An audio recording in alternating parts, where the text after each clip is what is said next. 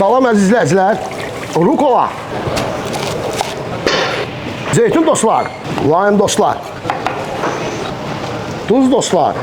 Özüm hazırladığım sir dostlar. Balqabaq tumu dostlar. Yaxşıca qarışdırırıq. Çeri pomidor. Yaxşıca qarışdırırıq və qoyuruq bir kənara. Yarım saat gözləyirik dostlar. Zeytun yağlı sarımsaq dostlar. Qırmızı balıq dostlar. Yaxşıca qızardırıq dostlar. Sozda silsiləsindən